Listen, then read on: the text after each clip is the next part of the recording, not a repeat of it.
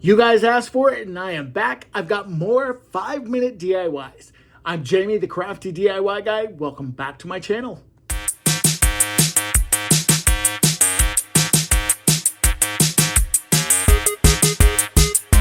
I'd like to thank Blueland for sponsoring today's video. Now for this first DIY, we are falling in love with the bee trend that seems to be happening. I found this stencil and thought that it was perfect, and I wanted to use this. I also love these new wood signs that you can pick up at Crafter Square. They're not really wood. I guess they're like an MDF. But anyway, go ahead and take the tag off and the twine and put that aside. Now I took this outside and spray painted it white.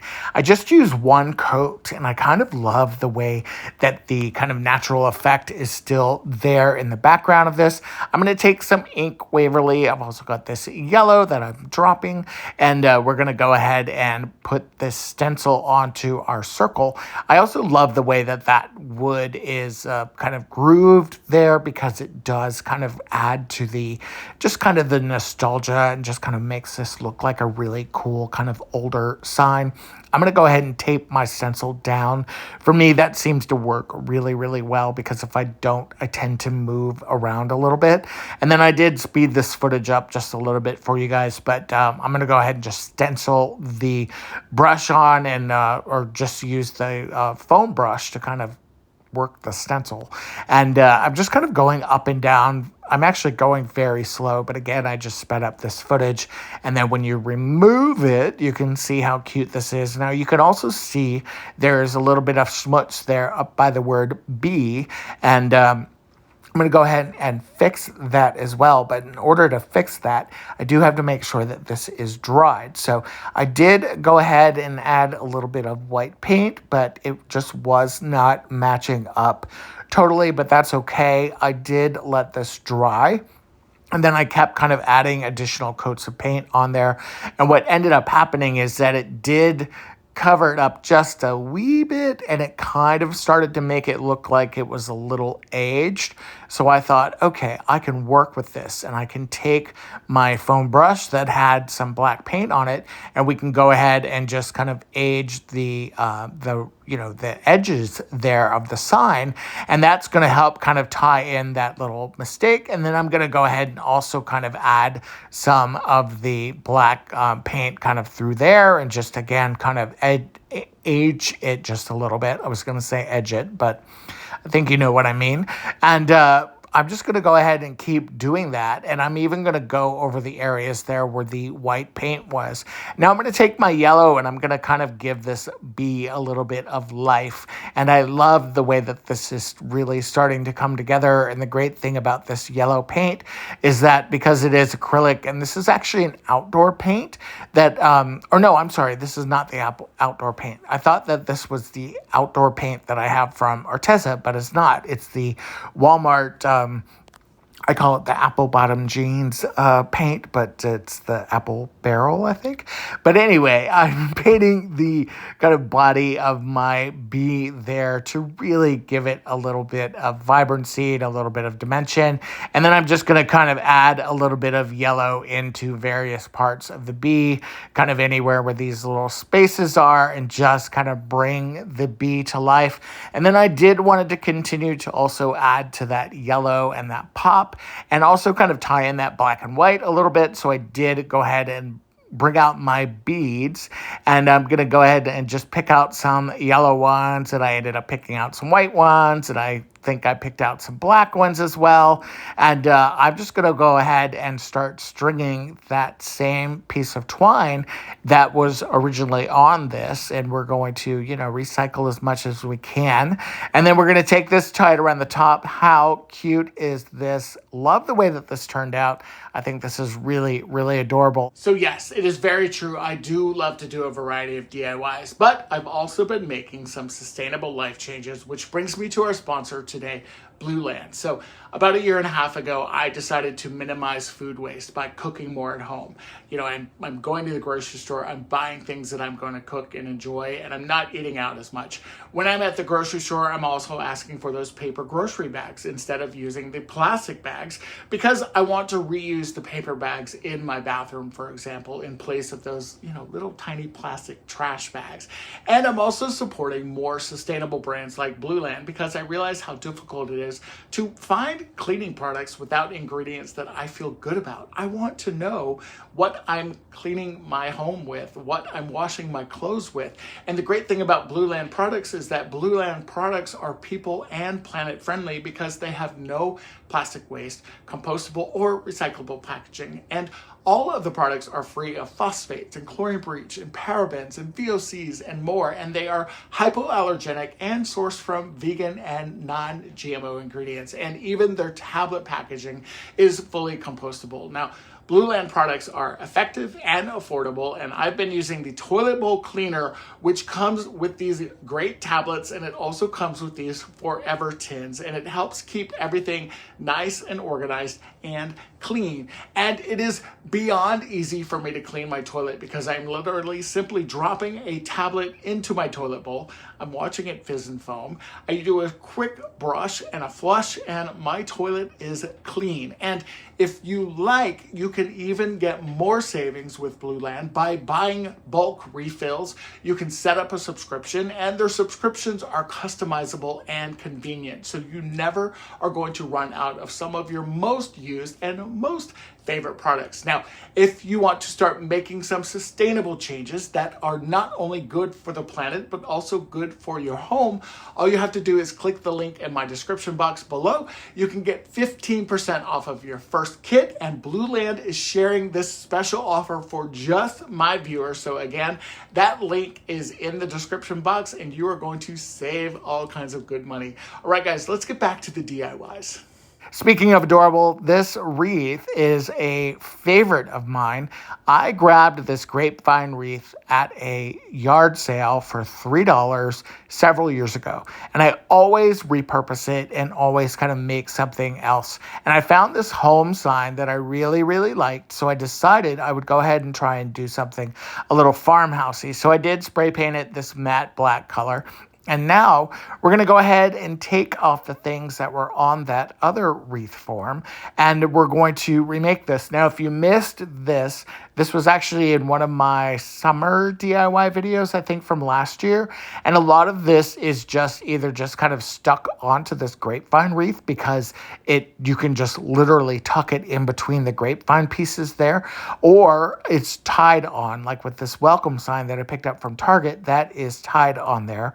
And now we're going to go ahead and literally pull off those kind of black-eyed Susans, I think they are. We're going to go ahead and get those and push those aside, save them for the stash for next year. Now, these little dragonflies that I painted up last year, I did glue these down, but if you take your heat gun, you can actually kind of pull those apart pretty easily, and sometimes some of the pieces will come with it. And you can go ahead and kind of scrape off that glue. I ended up using my scraper tool. It's kind of the bootleg scraper that you can get at Dollar Tree that kind of looks like one of the Cricut tools. And again, just kind of remove as much of those butterflies as you can. And then when you are kind of softening up that glue, you'll be able to kind of remove the glue as well. And then I had some of these extra green pieces, so I wanted to go ahead and just kind of put those in here as well. And I did cut those up because, again, I'm kind of spreading this out.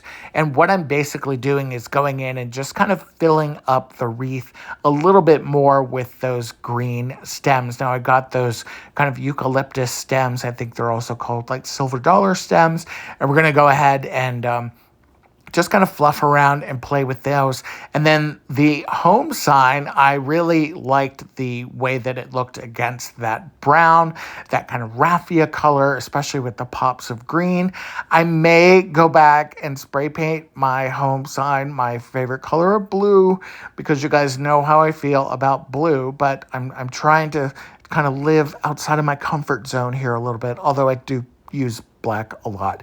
And I'm going to go ahead and just glue this on, but I love the way this pops. I really think this looks elegant on my front door, and I'm super, super happy with it.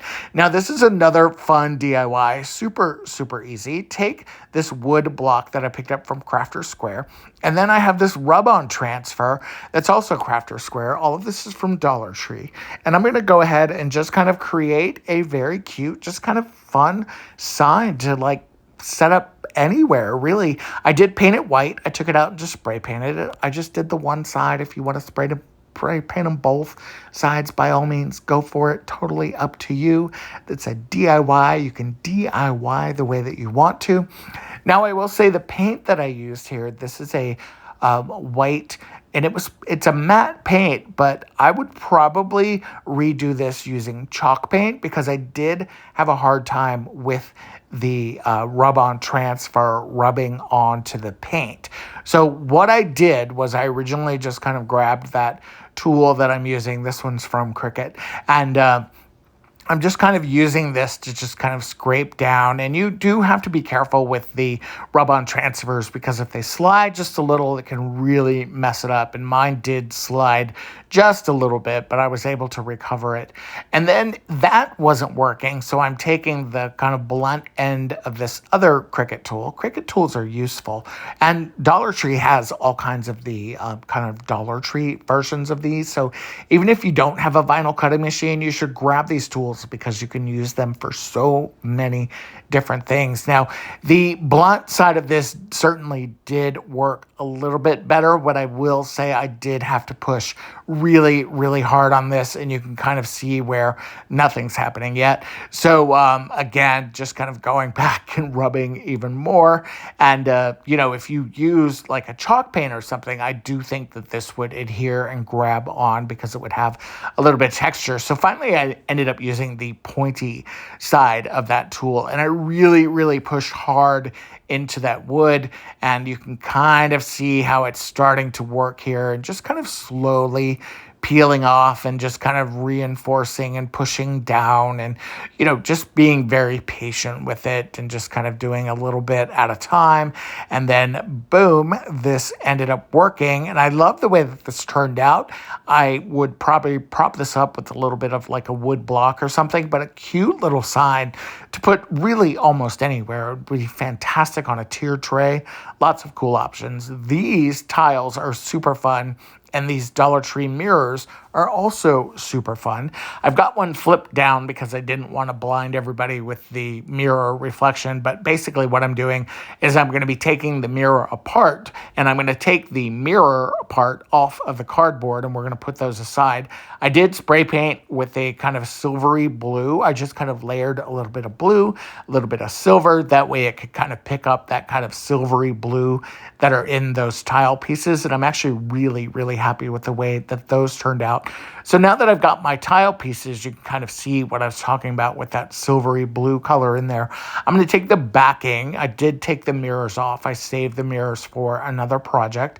And then I'm going to go ahead and just take these tiles, and we're going to stick these down to our backing here. And you can do this really, really easily because this adhesive back is actually really, really sticky. It's good to work with, although it is a commitment. So once you've stuck something down to it, it's going to be hard, especially pulling it off of cardboard or something like that. So go ahead and just kind of center this and then push it down with your hands if you want.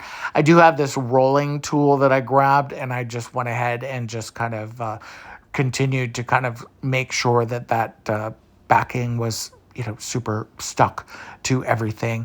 And we're going to go ahead and just kind of keep working that back and forth until we've got a very, very good stick to it.